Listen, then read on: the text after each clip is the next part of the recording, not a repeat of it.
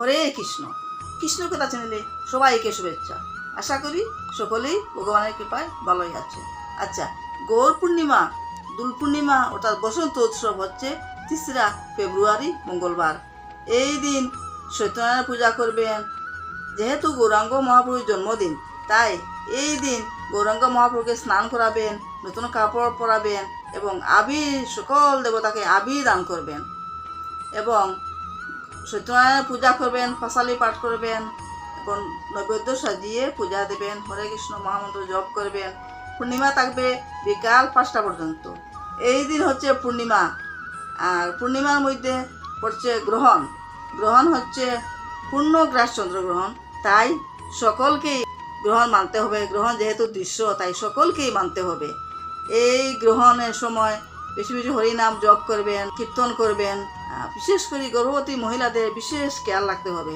তারা যেন নির্দিষ্ট সময়ে খুব নিজের সতর্কতা অবলম্বন করেন। কখনো ঘুমাবেন না বা বাঁকা হয়ে বসবেন না। এই গ্রহণ তাদের বিশেষ মানতে হয়। আমাদের মা কাকিরা বলছেন গ্রহণের সময় ঘুমালে নাকি বাচ্চা অন্ধ হতে পারে, তাই এই বিষয়ে তারা খেয়াল রাখবেন। এই দিন পূজা পাঠ করার পর, গ্রহণ শেষ হওয়ার পর স্নান দান করে তারপর হরে কৃষ্ণ মহামন্ত্র জপ করবেন। করার পর রান্না করবেন। হরে কৃষ্ণ। ধন্যবাদ। এই গ্রহণ আরম্ভ হচ্ছে 3টা 20 মিনিটে, গ্রহণ মধ্য হচ্ছে 4টা 24-এ, আর গ্রহণ শেষ হচ্ছে 6টা 47 মিনিটে। তারপর গ্রহণ শেষ হওয়ার পরে স্নানাদি করে হরে কৃষ্ণ মহামন্ত্র জপ করবেন। তারপর স্নানাদি করে হরে কৃষ্ণ মহামন্ত্র জপ করে রান্নার কাজ করবেন।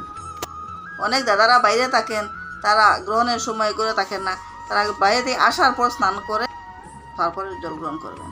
হরে কৃষ্ণ। ধন্যবাদ।